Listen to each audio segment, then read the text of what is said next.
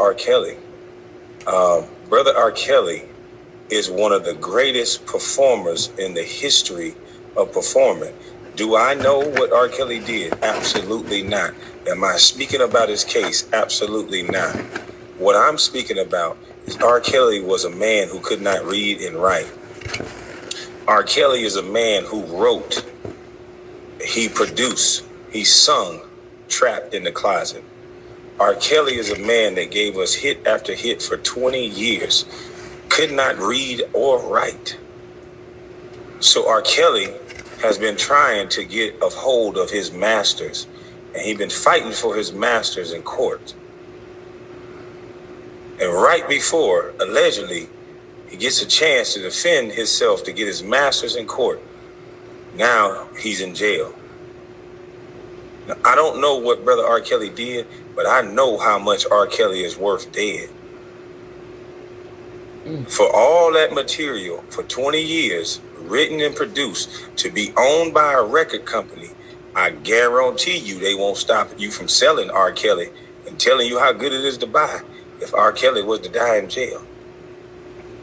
I guarantee you, if R. Kelly passed away with his masters and things still out, they will still sell it. So you gotta ask yourself, black people, what are we watching here? So all of your great black males are just somehow rapists and just deviants, while Ben Roethlisberger can stand up erect. You tell us we need to buy and spend our money, and then when the very same men, Jay Prince don't have a charge of that nature. He has a respectful jacket on through and through. And they've been attacking this man his entire life based on his information that he's put out. Said he had the money to put up and was pooling his money together with other black brothers. And they sent the FBI allegedly at him. And the DA, a crooked DA. All right, what's going on? So how can black men do what you say, Mr. Jackson? So as y'all just heard, when we do try to put the money up, they send in the FBI and they're doing everything in their power. You know, recently in the last video I did, bring up charges. I was saying how I was proud of Kwame what the Supreme Court said was not enough information. But the man can still spend 3 years in jail, and he could not use the money he earned to buy what he deserved to buy. Basketball, life after basketball, you know. And I had no idea that he even said this. I don't know. Man, I know that Bill Cosby, you know, the situation with him is, you know, that just now happened where his situation is getting overturned, and that is just a great thing, man. It's a great thing because they should have never locked that man up in the first place, man. You know what I'm saying? 80-some-year-old man. Then lived his life, then made so much money in the industry and for the industry, and then, you know, blind pretty much, and for them to try to lock that man up for allegations of things that they say happened or may not happen 50 years ago, that's just ridiculous, man. It's ridiculous. And I think that hopefully people are gonna start seeing the injustice that has happened against R. Kelly, because like I said, it's not about whether or not you think he did it or he didn't do it. What I've been trying to get people to understand is how much injustice has been already put against this man. You know what I mean? And me and my wife have been saying over and over, if he's so guilty, then there should be no need to stack the deck on him like that. It should be no need to put all these obstacles in front of him and hold him in the federal custody for over 2 years without, you know what I'm saying, over allegations, people, over allegations, you know. And I'm looking at this. I did the video on the New York indictment, right? And we all know that's a joke. You know, that is a complete joke. They are trying to charge this man for racketeering, saying he was running a criminal enterprise. You know, RICO, when that type of charge is for real criminal enterprises, real mob bosses. You know what I'm saying? So it's like, come on, man. We all know that y'all trying to charge him with that so y'all can, you know what I'm saying, put the the forfeiture on him. You know, that's all that's about. They want the criminal forfeiture on him, and that way he can't get his masters back from the label. I mean, that's just obvious. That's common sense. A blind man could see that. You know, a blind man could see that, and obviously, Kwame Brown just said that. You know, Kwame Brown can see it. You know what I mean? Kwame Brown can see it, and I'm like I said before, I am proud of that brother, man, for exposing, you know, exposing all of these puppets. You know what I'm saying? That are really hurting the black community, man. They hurting us. You know, they're putting these positions to hurt us, and that's exactly what they're doing. And Kwame Brown is exposing that. And like I said, I got nothing but love for that brother. You know, now this Chicago indictment, everybody. It's pretty much the same as the New York indictment. I mean, it's a premature document. You know, you could tell that it was just put together real quick, you know, just to get something out of there. I believe, y'all, that they felt like they had this man convicted so much in the court of public opinion that that's the reason why they was able to put these two indictments out. Because these two indictments is clearly, you know, they're premature. This is not, these indictments do not say to me that this is a man that should be locked up for the rest of his life. That's just not what it says, you know. Like count 1 in the Chicago indictment. It says, in or around 98 or 99, the defendant herein did knowingly employ, use, persuade, induce, entice, and coerce a minor, namely minor 1, to engage in sexually explicit conduct for the purpose of producing a visual depiction. And then, you know, this count is for video 1, they say. It says the defendant knew or had reason to know that such visual depictions would be transported in interstate or foreign commerce or mailed, or such visual depictions was actually transported in interstate or foreign commerce or mailed. So that's to me is a joke, okay? They're basically trying to say that he knew that he put out a tape with a minor, and he knew that this tape was going to spread across the country, and people was going to bootleg copies and all this and all that. That's basically what they're trying to say. And that's just a complete joke. For one, R. Kelly has constantly stated that it's not him on the tape. Okay? I don't believe it's him on the tape. You know what I'm saying? And they're pretty much, they claim that they got 4 tapes. But if you read this indictment, it's clear to me that it's the same tape and that it's copies. Somebody tried to shake R. Kelly down and they made copies of the same tape. And they're clearly charging him over and over for the same tape. Because, for example, with count 2, it says between approximately, they go that approximately word again, meaning they're not 100% sure, September 26, 1998, and September 25th, 1999. So that's a year range right there. And according to the description of the charge, it's the same description as count 1. It's the same woman as count 1. The only difference is it's video 2. Okay? So to me, that's the same tape. It's the same tape. It's just a different copy. Count 3, it's the same exact date as count 2. Okay? It's the same description. It's the same woman. The only difference is it's video 3. So that's clearly a copy. That's, you know what I'm saying? It's the same woman, same date, and the same description as far as the charge. It's just video 3, and count 2 is video 2. That's the same tape. It's just a copy. Okay? Count 4, it says in or around 1998. So in or around 1998, that's at least a 4-year gap, plus the end of 97 and plus the beginning of 99. It could be anywhere in that range, which is basically the same charge. September 26, 1998 to September 25th, 1999. It's the same date range. They just changed the way they wrote out the charge. That's it. Same description, same woman, except this is video 4, which is another copy of the same tape. Okay, the same tape that he already went to trial for in 2008, and he already was acquitted for, because they could not prove the age of the girl on the tape. The girl was saying that it wasn't her. Her parents were saying that it wasn't her. R. Kelly saying that it wasn't him. I mean, what more do you want? The man that discovered the tape, the first person with the tape, Jim Derogatis, pleaded the fifth, which we all know when you plead the fifth, it's so that you don't, it's on the ground so that you don't incriminate yourself. So I don't understand why people are trying to act like we can't see that these charges are the same charge. It's the same charge. They just changed the date around.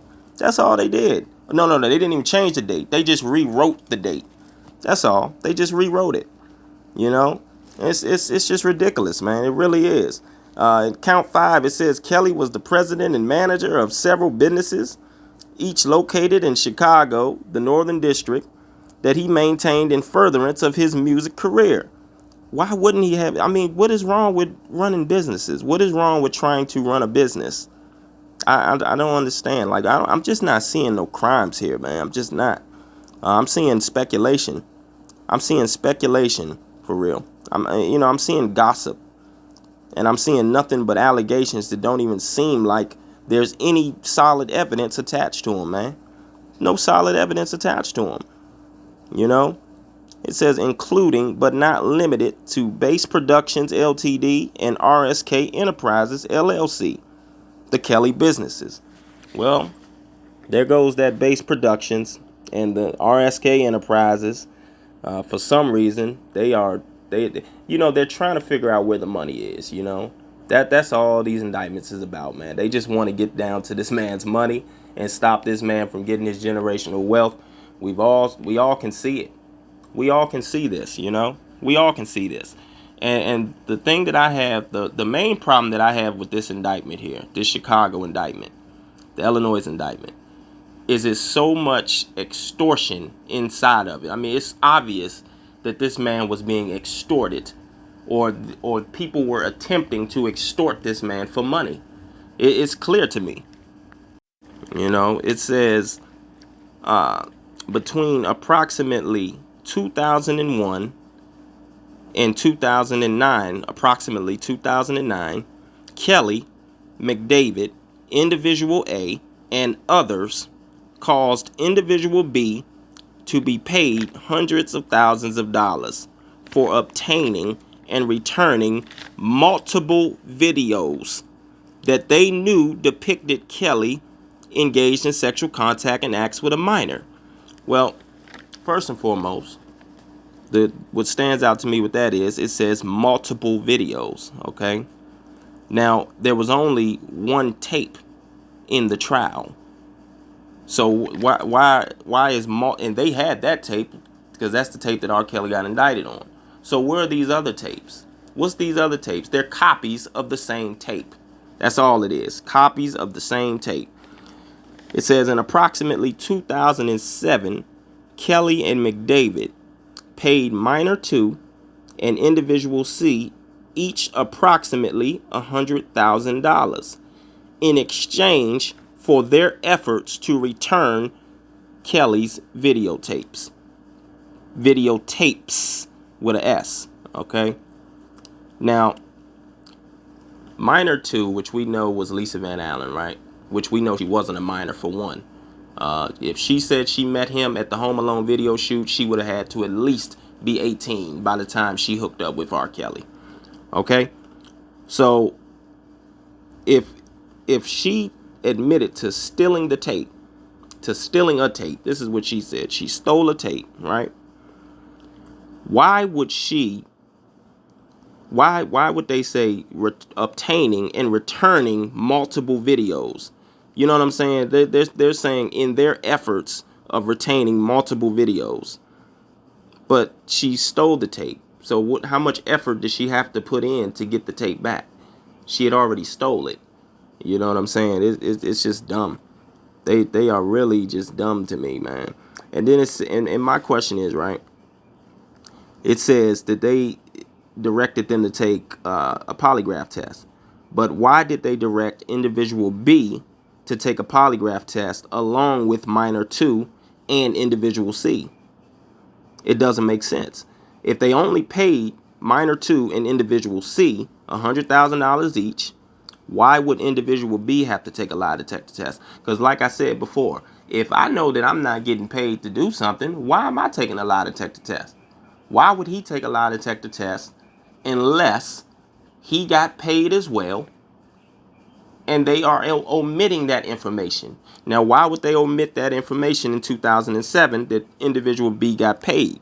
Well, that's easy, because individual B in 2008, while Kelly was on trial, he threatened that he was going to hold a press conference in June of 2008 so that he wouldn't do it. They're trying to say that Kelly, McDavid, and others paid him approximately $170,000. Okay? This is just stupid. But he took a polygraph test in 2007. And then he's threatening to hold a press conference in 2008. That sounds like somebody that's constantly trying to extort somebody for money. That's what that sounds like to me. And it definitely sounds like he had got paid as well in 2007, but the federal government is omitting that information. Because if they left that information in there, then that would be obvious extortion in the paperwork. But you don't even need to leave that in there. You can see that they're extorting this man for money. If you steal a tape from somebody, okay, and then in order for them to get their property back, their tape back, you say it's his tape, right? Why do you have to pay somebody to give you your property back that they stole from you? It doesn't make sense. It's extortion. It's clear extortion. You know? It's clear extortion. And then, and like I said, why were there more than one tape returned? Why were they returning copies or multiple videos if they weren't making copies of the same tape? It clearly says that they returned multiple tapes. And if you look at the descriptions from count 1 through count 4, it's clearly the same tape. It's just a copy, everybody. That's all. It's just a copy.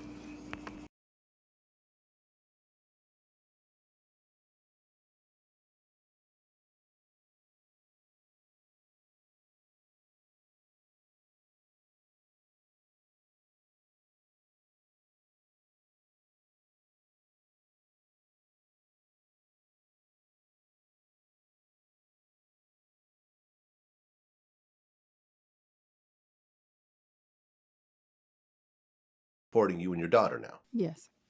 Okay. At what point did you start going through his tapes and start finding some of the various tapes? That was back in either 99 or 2000. So that was before you actually moved Yes. and came back. Mm-hmm. Okay. Because at one point you actually started taking some of the tapes. I just took one. You took one. Mm-hmm. Okay. The And one I was that you were in. right. Mm-hmm. I mean, I one was that you in were actually multiple, in. but I found that I just ran across one that I was in. Okay. And why did you take that one particular tape when there's a whole bunch of tapes with you? Just only one I was able to run into at that moment. If I would have seen more with me on them, I would have took those two. Okay. And the tape that ultimately, came out in court later, was that one of the tapes that you saw during that time? No, the one that came out in court is not. The people on the tape, I recognize them, but no, that wasn't one of the tapes that I looked at. Okay. I mean, and we'll talk about that in a bit, but, in that particular tape, there's like urination and stuff like that. Were you doing any of that stuff with him yourself or no? No, he actually did ask me about urinating on my butt. And I told him, I didn't tell him anything, actually. I just kind of laughed it off and was like, kind of like that. So he has a way of kind of fishing for what he can and can't do and to you and things like that. So when he saw that I didn't just right away agree with it, then he knew that wasn't nothing I was interested in doing. So it never came up again. Okay. But you went ahead and stole this tape, and then you gave it to one of his artists? Yes. Can you say who that was? Yeah, his name was Keith. It was when he was in his group talent. It was actually they became friends of mine because they were staying in one of the same hotels that I had a room in, and Rob would give them only $25 to eat with. This is what they told me, and they would see me ordering all this room service and stuff. Like if they walk by the hallway and see my trays, out in the hall and stuff, and they were, I said, well, I can order y'all food. So that's how we got cool. So I would just order them food all the time. And, that's how we became cool. Okay. So now you have this tape. You gave it to one of his artists to hold. And this is before the charges and everything? Yes. Well, he had actually it was, wasn't it? Yeah, it was. Okay. And at one point, he finds out that you took that tape. Yeah, he did. He found out. And how did that go? That was in 2007. Yeah, he found out about it. And he actually asked me to come to Chicago. And I came to Chicago. We talked about it. He asked me, did I think I could get possession of it? And I told him I did.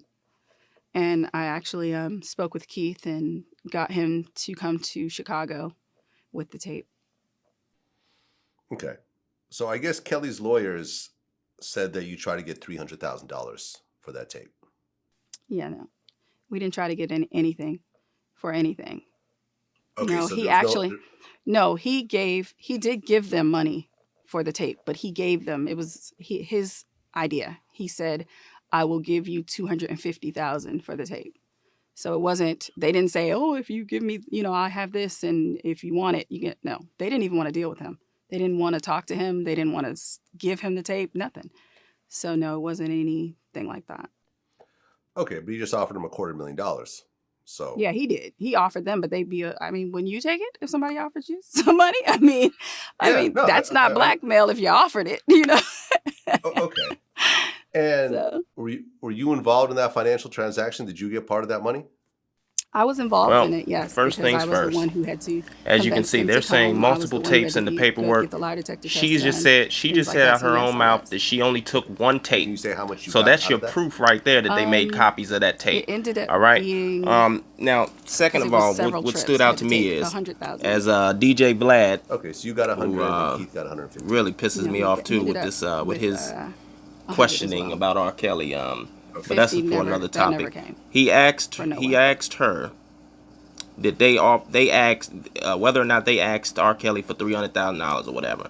She immediately says no, he offered it, and she made a statement that was real telling to me. She started laughing, and then at the same time said it's not blackmail if someone offers you the money. But DJ Vlad didn't ask you anything about no blackmail. He didn't once say that you was blackmailing him. He didn't say none of that.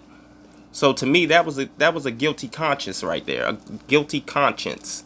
Okay, she just showed you that they was trying to extort that man for money. I don't care what nobody say. That was a guilty conscience because DJ Vlad, the interviewer, didn't say anything about extortion, didn't say anything about blackmail, none of that.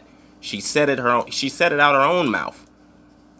She said it out her own mouth, and then she said that she got cool with them. But I thought that R. Kelly. No, hold on. First and foremost. She said that R. Kelly asked her if he could urinate on her butt or whatever. But I thought that R. Kelly was controlling. I thought these women didn't have no say-so in the matter. Now R. Kelly's asking her for permission to do something? And then on top of that, she said that she met them two, his artists, the dudes that was extorting R. Kelly for money, allegedly. At least I think they were. And her was extorting R. Kelly for money. She said she met them because they would see her ordering a bunch of food and they would walk by her room and she said, oh, I can order you some food. But I thought they weren't allowed to talk to nobody. I thought they had to keep their heads down and not talk to any of the other artists or any other of the bandmates, or the dancers can't talk to the managers. I thought that R. Kelly was controlling everything like that, where nobody could conversate with nobody. And why did she have to take several trips as she was orchestrating this deal, this transaction of returning some multiple tapes and receiving money? She is a compulsive liar, and she tells on herself all the time. She tells on herself all the time. Now, if that right there wasn't evidence that they was trying to shake that man down for some money, there is no way that I'm going to believe that R. Kelly, who most likely wasn't even in control of his financial decisions at the time. That's why you hire accountants and business managers. That's why you hire them. They control, you know what I'm saying? They take care of your business dealings, you know what I'm saying, for you. And that's why R. Kelly was able to constantly be in the studio working on hit after hit after hit after hit. Or did we all forget? But she's trying to make it, she wants us to believe that R. Kelly offered them money. He offered them $250,000 to return a tape that isn't even in a part of the indictment. Okay? We've never seen this tape, this magical tape that she claims she's in with her and Rashonda Landfair, that we've never seen. I don't even believe that that tape even exists. It doesn't even exist. It's a tape that she stole from R. Kelly that they made multiple copies of. They probably tried to edit it and do all types of incriminating things, and they was trying to shake that man down for money. And Mr. Daryl McDavid, like I said, anybody with a claim, he was just giving anybody money. You know, just trying to make things go away. That's all. At least that's what I think happened. But they clearly was extorting that man for money, making multiple copies of that tape. Multiple copies. All right. Now, we can pull up interview after interview with her. And I'm telling you, the story is going to change every time. She's going to slip up every time. But it's all good. It's all good. It's all good. Like I said, everybody, it's all going to come out. And pretty soon, everyone is going to have to be held responsible for their actions. And R. Kelly has had a lot of time to sit in there and put all the pieces together and think. Trust and believe that. Now, as we further go on with this indictment, it starts saying that minor one, which was Rashonda Landfair, put in a false entry to law enforcement in 2000. But what gave the Illinois Department of Children and Family Services, what made them begin investigating if R. Kelly was sleeping with Rashonda Landfair in April of 2000, when the tape that he got indicted on didn't come out until 2002. So what caused them to say, oh, you know what, let's investigate whether or not R. Kelly is sleeping with this specific person right here. You know, it's ridiculous what they trying to say, man. And then it says, in approximately, there go that word, May 2002, McDavid only, it says only McDavid. Well, it doesn't say only McDavid, but it just says McDavid instructed minor one's father, not McDavid and R. Kelly, but it just says McDavid instructed minor one's father to provide knowingly false testimony to the Cook County grand jury. And then it says McDavid only, okay? That it doesn't say nothing about R. Kelly, everybody. So that speaks volumes to me. You know what I'm saying? That speaks volumes to me. Then it says he also instructed, McDavid again only, also instructed her father to deny that video 1 depicted minor 1 and R. Kelly engaging in sexual acts. All right. Then it says, well, first and foremost, I got this to say. Considering, right, that Rashonda Landfair was still a minor back in 2000, right? Why didn't law enforcement talk to her parents back in 2000 when they were investigating her and R. Kelly's relationship or whatever? Why didn't they talk to her parents? Why would they only go off the word of a minor? That makes me wonder, did this investigation actually happen? Did this investigation really take place in 2000? You see what I'm saying? Because it doesn't make sense to me. If she's a minor, they're gonna only ask a minor whether or not they're having sexual relationships with a grown man, and not ask her parents. It doesn't make sense, man. It doesn't make sense at all. It doesn't. It says in May 2002, Kelly instructed, now it just says Kelly instructed minor 1 to provide knowingly false testimony to Cook County grand jury. This is just BS. On or about July 26, 2007, Kelly and McDavid directed that minor 2 meet with a lawyer and deny that her and Kelly ever engaged in sexual acts together with minor 1, as Kelly and McDavid intended a false record document and tangible objects was prepared based upon minor 2's false statements. Okay, so let me get this straight. She must have went and said one thing, but now she's trying to say what R. Kelly and McDavid directed her to do that. It doesn't say they forced her to do it. That's one thing. It doesn't say they forced her, which speaks volumes to me, you know. Then it says Kelly, McDavid, and others agreed to intimidate, threaten, pressure, persuade, and provide benefits and money to victims, family members, witnesses, and others to ensure they would destroy, conceal, cover up, falsify, and make a false entry in a record or document. Now, I don't understand how you can threaten, pressure, and provide benefits and money to someone. I don't see how you can do that at the same time. It just seems like they're saying two different things right there. They didn't put together this indictment, y'all, and it seems like anywhere that they found some money being paid somewhere, they're trying to say that there was some foul play in that, which is just that's going to be, that's just hard to prove. They're not going to be able to prove this. I really know they're not. It says approximately January and February 2002, Kelly and McDavid caused minor 1 and her parents to travel to foreign countries to make them unavailable to law enforcement, investigating minor 1's sexual relationship with Kelly and video 1. All right. Well, question.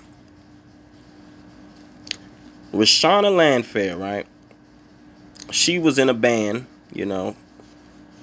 and her band was pretty successful overseas. And she was signed to R. Kelly's label.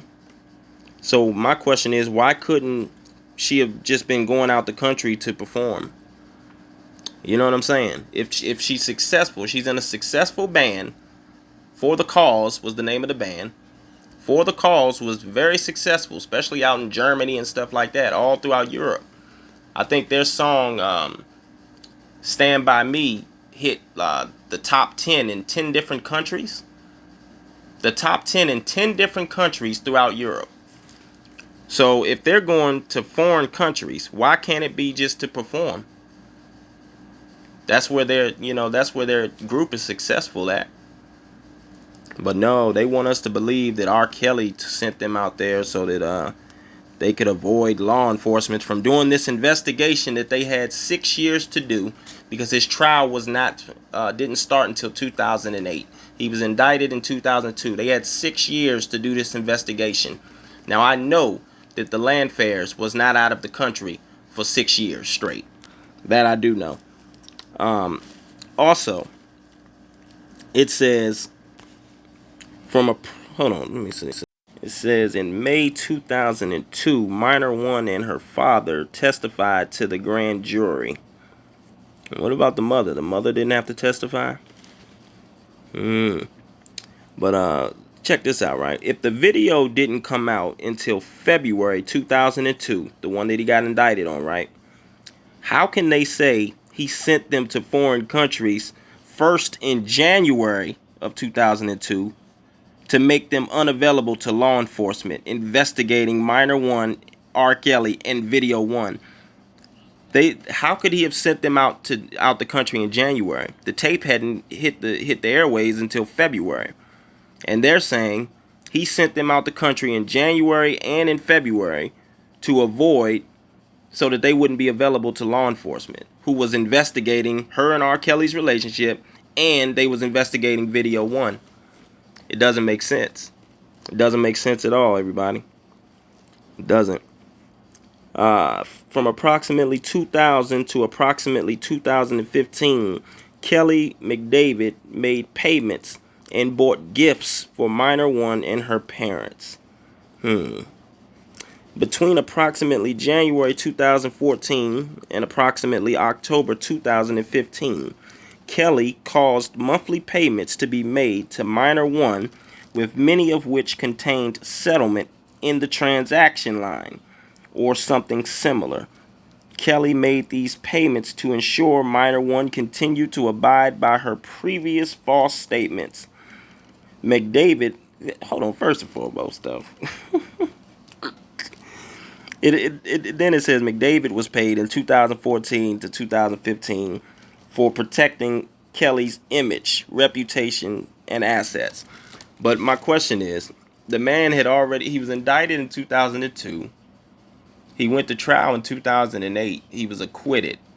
So 6 years later, what's so special about 2014 and 2015 where he decided he had to start paying her settlements every month? What's so important about that year? Because he wasn't facing no charges. There wasn't even no speculation going on. There wasn't no media gossip going on at the time. No allegations going on at the time. The story about the sex cult hadn't came out yet. So my question is, what was so important about that year where he felt like he had to pay her every month so that she would continue to... You see what I'm saying? This just does not make sense. It does not make sense. They're basically saying that there's no way, that there was no other reason that he paid somebody that was his artist. Somebody whose father who worked on his records for years, and somebody that he says is like his goddaughter. I don't understand. Why does it have to be foul play? It's not making sense. Why does it have to be foul play? It is crazy. And these people have already stated to the grand jury that it was not her on the tape. So basically what I'm hearing is that they're admitting to perjury. They want us to believe that they're admitting to perjury now, all of a sudden. Even though their attorney came out in July of 2019 and said that all that talk about they took payoffs and that R. Kelly obstructed justice and sent them out the country to avoid law enforcement, he already said all that was bullshit. Excuse my language. It was BS. But, they got to make this sound as bad as possible.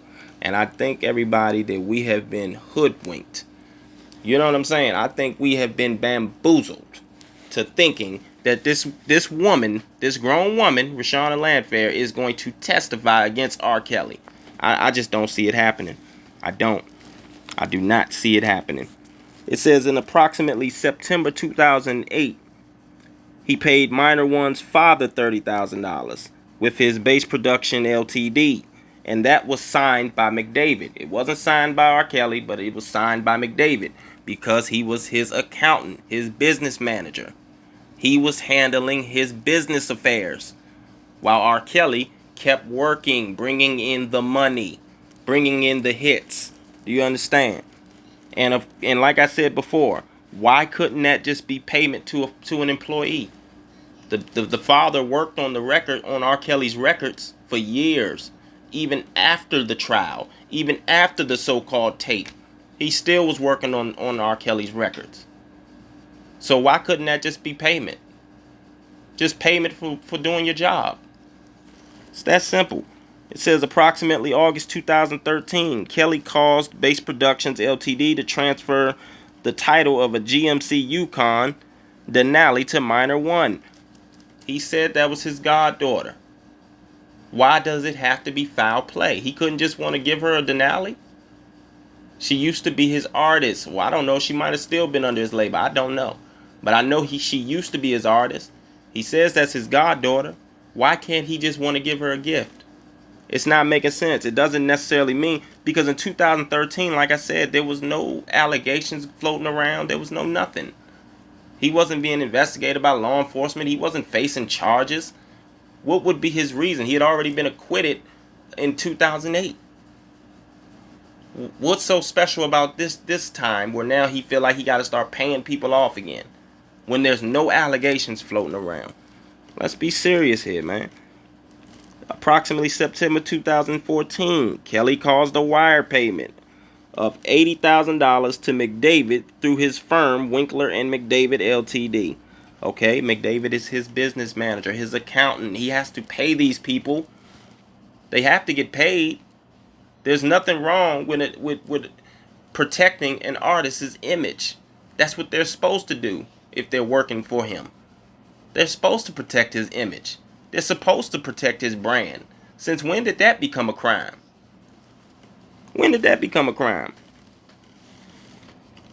It says approximately October 2014, Kelly caused the RSK Enterprises LLC check to minor one for $1,150 with the notation personal RK in the memo line. And that's a crime? That just automatically means, okay, so they want us to believe he's just paying her $1,000 just because what? So that she'll just keep what? Keep honoring her previous statements? But who did she have to honor those statements to? Who was asking her questions whether or not she was in that tape? Nobody was talking about the tape. Nobody was talking about none of that. This doesn't seem reasonable to me. You know what I mean? It just doesn't seem reasonable, everybody. It doesn't. It really doesn't seem reasonable. So then it says, right, when they receive these videos back, right, which is count 6, count 7, and count 8. Count 6, it says in or around August 2001 to April 2007. And I'm guessing that's when they received video 2, video 3, and video 4. So how can count 7 be in or around 2001 or 2002? They received video 2 and video 3. And how can count 8 be in or around March 2007 to April 2007? They received video 4. It's the same charge. It's the same charge. They just reworded it once again. Count 6, they put a longer range on it. They put from 2001 to 2007. Okay? And they said he received video 2, 3, and 4. So then they charged him again for videos 2 and 3, which that's why they only put around 2001 or 2002. But it's the same tape. You see what I'm saying? And then in count 8, they charged him again for video 4. And that's why they put 2007. So they put 2001 to 2002 for videos 2 and 3. And they're trying to say he got video 4 around 2007. It's the same charge, man. It's the same charge. They just charging him twice. They're charging him twice for the same things. That's the same thing they did in the New York indictment, everybody. They're charging him twice for the same things, man. And I'm gonna get ready and wrap this up, but I want to bring this back to everyone's attention. Okay. It says that Kelly engaged in sexual contact and sexual acts with minor 1, minor 2, minor 3, minor 4, and minor 5 when they were under 18 years of age, right? It says between in or around 98 and in or around 2002, Kelly recorded himself on video engaging in sexual contact and sexual acts with minors, including minor 1, minor 2, minor 4, and minor 5. So what they're saying is they don't have a video of him with minor 3, right? But they have a video of him with minor 1, minor 2, minor 4, and minor 5. However, videos, it says video 1, video 2, video 3, and video 4 depict Kelly engaged in sexual acts and sexual contact with minor 1. It doesn't say nobody else. Only minor one. So they're saying that they got him on video with these other minors, but they're telling you that they don't have that evidence. They only have videos that involve minor one. And the reason why she's in all 4 of these videos, because once again, it's the same video. They just made copies to extort this man. That's it. Then it says minor one met Kelly in or around 96 or 97 when minor one was approximately 13 or 12 or 13 years old. Okay. Minor two, she met him in or around 97 when minor two was approximately 17 years old. Minor 3 met him in or around 96, approximately 15. Minor 4 met him in or around 99 when she was approximately 16. And minor 5 met Kelly in or around 97 or 98 when she was approximately 13 or 14. But where is the proof of these other minors? Where's the evidence of these other minors? Because they only have video evidence, allegedly, that they say with minor one, which is the same woman that he already went to trial for in 2008 and that he was acquitted for, and that the prosecution didn't subpoena. They could have easily subpoenaed the minor one and the parents and had them hit the stand, but they chose not to do that because they know, and they knew that that wasn't her on the tape. They knew that. And people need to understand, man, these prosecutors in the federal government, they will put things on paper that they do not have. And it's not like when it comes time for the trial and they can't present these videos like they say that he recorded himself with minor 2, minor 4, and minor 5, but they can't present that, they're not going to get in trouble. It ain't like the federal government's going to get in trouble for not having that. But they're telling people that they got it because their plan from the initial start was to convict this man in the court of public opinion. That was their plan. And they aired a biased docuseries 3 nights straight. I remember when Michael Avenatti, everybody, when he first got charged, when they first said he tried to shake down Nike, right? They immediately brought Lanita Carter on CBS the very next day. And Michael Avenatti was representing Lanita Carter at the time. I don't know if he still is, but he was representing her at the time. So they brought her on CBS the very next day to try to make people, you know what I'm saying, distract people from seeing that Michael Avenatti is a criminal now, or alleged criminal at the time. It was alleged, but that he's really no good. He's a crook. Okay, he's a crook. So they brought Lanita Carter on there, who you can never hear her say anything bad about R. Kelly, really. I mean, she really went, like, if you hear her on Surviving R. Kelly 2, she spoke so highly of him. I'm really surprised that they even aired it. They even aired her segment on there, because she spoke so highly of him, yeah? Lanita Carter, that is. And they want us to believe that she still has a shirt that's over, at this point, what, 18 years old? 18 years old, and she's still holding on to this shirt with DNA on it. Man, they've tricked us, man. Well, they didn't trick us. You know, the real R. Kelly supporters, we didn't get tricked, but the rest of America got tricked. They got bamboozled. They got hoodwinked. And we take it back to the beginning of this video with Kwame Brown. Somebody with a platform like that, and he said what he said, that's huge, man. That's huge. And I think eventually, R. Kelly is going to be out of this situation, and he's going to be back stronger than ever. And all the people that tried to shake him down and extort him and all this, they're going to have to pay for that. We all got to pay for our actions. I mean, look at all these bogus articles. All these bogus, biased articles.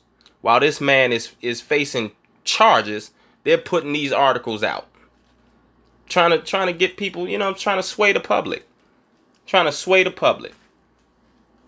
Man, Jim Derrick is another one. He needs to be held accountable for his actions, man. But on that note, clear extortion in this paperwork. You can see that it was multiple videos that they made copies of, and they was trying to shake them down, and that's just obvious, everybody. They don't have the evidence. They don't have the They're telling us they got the videos of these other minors, but they're saying they don't have the videos. Apparently, they only got one video that's different copies of the same woman that he already was acquitted of. And you're telling me that that's not double jeopardy because they renamed the charges, and it's because it's the federal government now, Homeland Security. But the FBI, according to the prosecution in 2008, they said that they confirmed that the tape was legit. Well, why didn't the FBI charge R. Kelly? And why isn't the FBI charging R. Kelly right now? Things that we got to understand, and we got to wake up and say, man, this happens every day in America to the black man and woman. But yeah, on that note, everybody, please like, share, and subscribe. If you want to donate to the channel, just hit the description down at the bottom. I got the links in the description. And like I said, God bless you all. Free R. Kelly. Peace.